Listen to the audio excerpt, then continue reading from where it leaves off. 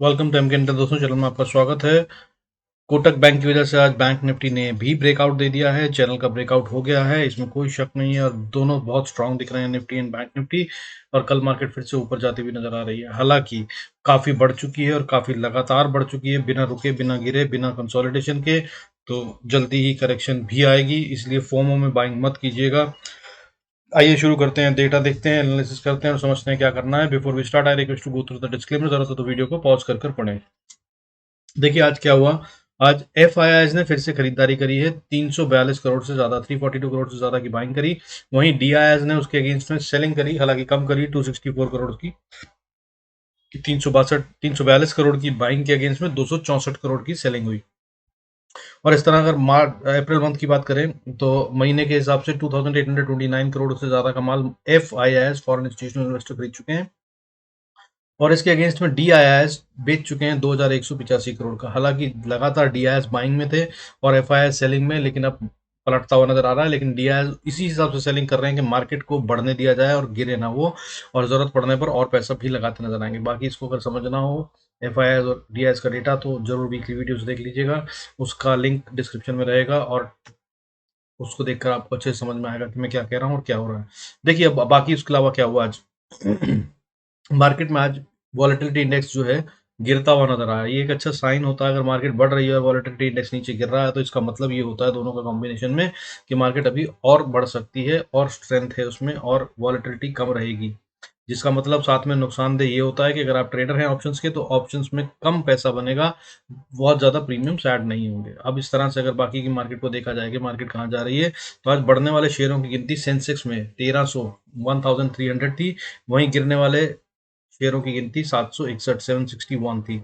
और इस तरह से निफ्टी जो है वो 17,722 17,722 पे बंद हुआ विद गेन, फायदे के साथ 98.98 पॉइंट्स के। और बैंक निफ्टी जो है वो 41,366 पे क्लोज हुआ है with the gain of 531 points.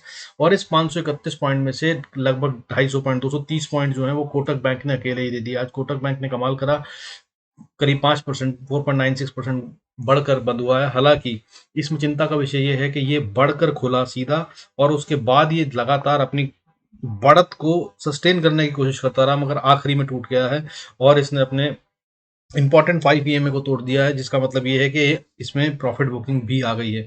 अब कल ये क्या करता है वो देखना होगा। हालांकि इसके अलावा ICICI bank, HDFC bank, SBI bank और एक्सिस बैंक और कई सारे बैंक भी बढ़ते हुए नजर आए, जिसकी वजह से बैंक्स में काफी स्ट्रेंथ नजर आ रही है। बट क्योंकि आज फाइनेंशियल निफ्टी सर्विसेज की एक्सपायरी थी तो ये खेल उसकी वजह से भी हो सकता है। बट डेटा इसके हिसाब से अगर देखा जाए, ऑप्शन चेन का डेटा भी यही कह रहा है कि मार्केट अभी फिलहाल नीचे नहीं ऊपर की तरफ ही देख रही है, बट लिमिटेड हो गई है जगह।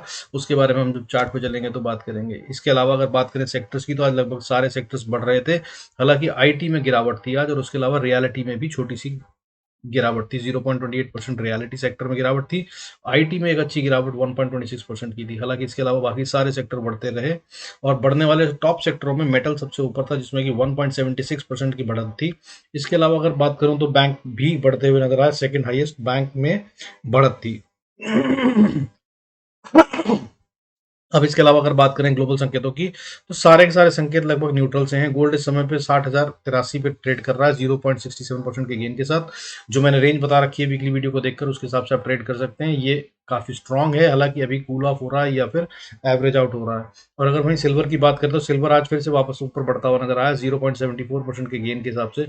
74,862 74,862 पे ट्रेड करता हुआ नजर आ रहा है अभी। और ये बढ़त के साथ ये मैंने 68,000 पे 72,000 के टारगेट दिए थे और बोला था उसके बाद ये 78,000 तक को टेस्ट करता हुआ नजर आ सकता है, और ये उसकी तरफ बढ़ता हुआ नजर आ रहा है। हालांकि काफी तेजी से बढ़ा है, इसलिए थोड़ा कूल ऑफ होगा। अब ये बाइंग का टाइम नहीं है, अब इंतजार कीजिए इसके एक डिप के आने पर। डिप पे इसको बाय कर सकते हैं, लेकिन सेल की गलती मत कीजिएगा। क्रूड की बात करें तो क्रूड में आज 0.24% का गेन है, 6,584 पे ट्रेड कर रहा है, जो कि अपर रेंज के फिर भी अभी पास में है। और ये भी काफी टाइम से यहाँ पर 3 दिन हो गए हैं कंसोलिडेट होते हुए इसको, या डिस्ट्रीब्यूशन हो रहा है। ये यहाँ से अभी तक तय नहीं कर रहा है कि नीचे जाना है कि ऊपर।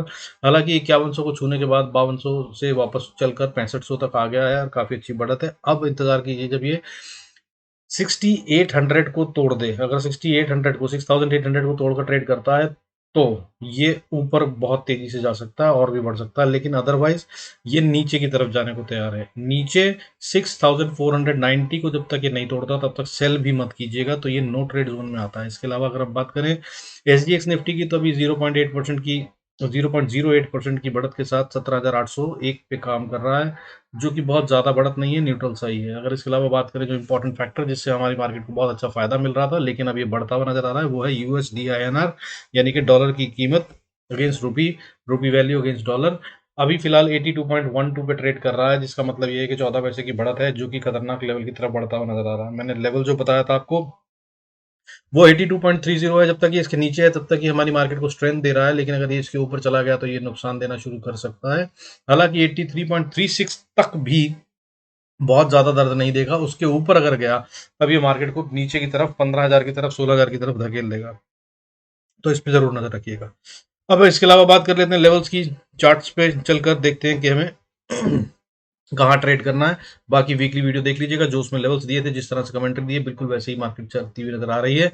और अब लेवल्स ऑलमोस्ट अचीव हो गए हैं जो जो जगह के थे, लेकिन अब क्योंकि चैनल का ब्रेकआउट आ गया है तो अब ये देखने की बात होगी कि मार्केट किस तरफ जाती है। आइए चलते हैं चार्ट्स पे। Before we go there I request to go to the disclaimer, जरा तो वीडियो को पॉज कर कर पढ़ें, this is as per SEBI norms. देखिए निफ्टी बैंक जो था कल तक इसने ब्रेकआउट नहीं दिया था। अगर आप इस चैनल को देख पा रहे हैं, मैंने चैनल बनाया हुआ है, ये ऊपर जाता था, नीचे आता था, ऊपर छूता था, फिर नीचे छूता था, ऐसे चलते हुए इसको काफी टाइम हो गया था। ये लगभग दिसंबर से ये ऐसे ही चल रहा था इसी चैनल के अंदर, और अब इसने चैनल के आगे ब्रेकआउट दे दिया है। निफ्टी ने पहले ही 2 दिन पहले दे दिया था, आज बैंक निफ्टी ने भी दे दिया। हालांकि इसकी इंपॉर्टेंट लेवल जो मैंने बताया था रेजिस्टेंस वाला, वो 41,355 से 380 का बताया था, वहां पर ही ये क्लोज हुआ है। तो अब ये ऊपर जाएगा कि नीचे कल बताएगा, लेकिन ये भी जिस तरह से बंद हुआ है और जितनी स्ट्रेंथ दिखा रहा है उस हिसाब से ये ऊपर ही जाता हुआ नजर आ रहा है। अगर अनलेस ग्लोबल में कोई गलत बात या कोई बड़ी न्यूज ना आ जाए तो ये और ऊपर जाता हुआ नजर आ रहा है। तो ऊपर के लेवल्स क्या होंगे, इसको अगर ऊपर जाना है निफ्टी बैंक को, तो 41,560 तक ये आराम से जाता हुआ नजर आ रहा है। 560 से 580 का एरिया है जहां पे ये रेजिस्टेंस फेस करेगा, और अगर इसको पार कर लेगा तो 42,000 से 42,050 का एरिया है, और अगर इसको पार कर लिया तो फिर 42,350, और उसके बाद 42,500, उसके बाद 42,717, और उसके बाद 43,000 तक बैंक निफ्टी आराम से जा सकता है। इसको कोई दिक्कत नहीं है, काफी टाइम से कंसोलिडेट हो रहा था। अगर जो स्ट्रेंथ इसमें दिख रही है वो रियल है तो ये यहाँ तक आराम से आ जाएगा, 43,000 के ऊपर तक जाता हुआ नजर आ रहा है। हालांकि यहाँ पर बहुत स्टिफ और स्ट्रॉन्ग रेजिस्टेंस फेस करेगा। यहाँ पर जाने से पहले, यहाँ से पार जाने से पहले इसे जरूर कंसोलिडेशन करनी चाहिए। अगर अदरवाइज ये ऊपर जाता है तो जल्दी ही वापस नीचे का भी मूव दिखाएगा। हालांकि जिस तरह से मार्केट पिछले 6 दिन 7 दिन से लगातार बढ़ रही है, ऐसा लग रहा है कि इसमें करेक्शन आना जरूरी है। 27 मार्च से लगभग लगातार हम ऊपर जा रहे हैं बिना गिरे, बिना रुके, जो कि काफी बड़ी बढ़त होती है। अगर बैंक निफ्टी की ही बात करें तो 39,240 के आसपास था, जहां से हम 41,300 के पास तक आ चुके हैं। अच्छी खासी 2,500 पॉइंट की बढ़त हो चुकी है। अब नीचे की बात कर लेते हैं। अगर ये इनकेस नीचे आना शुरू करता है तो सबसे पहली स्ट्रॉन्ग सपोर्ट जो है वो 41,013 पे है।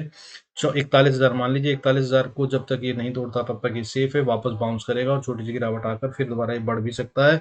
तो ये लेवल बहुत इंपॉर्टेंट होगा, और अगर इसको तोड़ दे तो फिर नीचे की तरफ 40,990, इसको तोड़ना नहीं चाहिए। इसको अगर इसको तोड़ देगा तो फिर ये 40,785 को तोड़ने के बाद अगली सपोर्ट जो लेता नजर आ रहा है वो 40,250 के आसपास, और अगर इसको तोड़ दिया तो फिर उसके बाद ही नीचे 39,829 तक जा सकता है। हालांकि मैंने जो आप लोगों को लेवल बताया था, कल भी बताया था, आज भी बता रहा हूँ, ये चैनल के साथ क्लस्टर जो बना रहा है ये 40,180 200 के पास बना रहा है, और यहाँ तक आते हुए या तो 3 मई या फिर 17 अप्रैल के आसपास मुझे दिख रहा है टाइम साइकिल के हिसाब से, इन दो में से किसी एक टाइम के पास ये वहां पर आएगा। सो फोमो में बाइंग मत कीजिएगा, टाइम मिलेगा और आएगा। बैंक निफ्टी भी गैप छोड़कर गया है नीचे यहाँ से। अगर अब बात करें 40,170 से लेकर 40,057, 100 पॉइंट का है ये, फिर भी कम है। लेकिन अगर निफ्टी की बात करें तो देखिए निफ्टी में भी ये चैनल चल रहा था, चैनल का ब्रेकआउट दे चुका है, और अगर गैप की बात करूं तो यहाँ पर गैप छोड़ के गई है मार्केट 17,204 से ओपनिंग करके सीधा ऊपर जा रही है, जबकि ये 17,100 के आसपास क्लोजिंग देके गई थी। वहां से ये 100 पॉइंट का गैप छोड़ा हुआ है, ये काफी बड़ा गैप होता है, और मार्केट कभी गैप नहीं छोड़ती ऊपर जाते हुए, तो ये जरूर फिल होगा। इसलिए जल्दबाजी में फोमो में बाइंग मत कीजिएगा। इसके लेवल सुन लीजिए निफ्टी के। अगर निफ्टी को ऊपर जाना है तो एक छोटी सी रेजिस्टेंस जो फेस करेगा वो 17,760 के ऊपर, अगर इसको पार कर लिया तो फिर 17,818, और अगर इसको पार कर लिया तो फिर 890 और 890 को अगर पार कर लिया तो 17,970 पे फिर अगली रेजिस्टेंस फेस करेगा और ये एक इंपॉर्टेंट लेवल होगा। यहाँ पर आकर ये एक और ट्रेंड लाइन को टच करेगा जिसको पार करने में इसके लिए बहुत पैसा लगेगा। यहाँ पर आकर बियर्स दोबारा से एक्टिवेट हो सकते हैं, इस पर नजर रखिएगा। हालांकि जो इंपॉर्टेंट लेवल है अभी फिलहाल 17,800 का है, ये अगर इसको पार करने की तरफ चलता है तो भी पैसा लगेगा। यहाँ पे क्या पैसा लगेगा कि नहीं वो देखने की बात होगी, बट अभी जिस तरह का ऑप्शन चेन का डेटा बना हुआ है ये ऊपर ही जाता नजर आ रहा है। अब नीचे की बात कर लेते हैं। अगर निफ्टी नीचे आना चाहता है तो इसको पहले छोटी सी सपोर्ट 17,633 पे मिलती है, 17,630 600 के आसपास, और इसको अगर ये तोड़ देगा तो फिर ये नीचे की तरफ दौड़ता हुआ जाएगा जहां पे ये 17,500 से 480 का एरिया है जहां पर सपोर्ट लेने की कोशिश कर सकता है। अगर इसको नहीं बचा पाया तो फिर 17,400, और अगर इसको भी तोड़ दिया तो फिर 17,312 तक, और उसके बाद असली सपोर्ट जो आ रही है टाइम साइकिल के हिसाब से वो 17,170 के आसपास आती है। यहाँ पर आकर ये दोबारा से बाउंस करने की कोशिश करेगा। हालांकि यहाँ पर ही फ्लिक मारते हुए नीचे तक ये गैप को फिल करेगा 17,090 80-90 के आसपास। यहाँ पर सपोर्ट लेनी चाहिए इसको, और जब तक 17,000 नहीं टूटता तब तक ये सेफ है, इसको बाय कर सकते हैं। हालांकि अगर अभी डेटा के हिसाब से ऑप्शन चेन के हिसाब से बताऊं तो मुझे 17,000 650 नहीं टूटता हुआ नजर आ रहा। वहां पर बहुत स्ट्रांग सपोर्ट है, ये जब तक उसके ऊपर है तब तक इसको बाय ही करने की कोशिश करिएगा, सेल मत कीजिएगा। लेकिन फिर बता रहा हूँ मार्केट बहुत दिन से लगातार बढ़ रही है, और अब अगर बात करें तो मतलब 28-29 तारीख से निफ्टी लगातार बढ़ रहा है बिना जरा सी भी रिट्रेसमेंट या रेड कैंडल बनाए हुए। ये काफी हो चुका है, इसके हिसाब से सावधानी से बाय कीजिएगा, बहुत ज्यादा एम्बिशियस बाइंग मत कीजिएगा। तो with this I conclude this video. Thank you so much for staying connected. अच्छा लगे तो do like, subscribe and share. God bless us all, see you next video.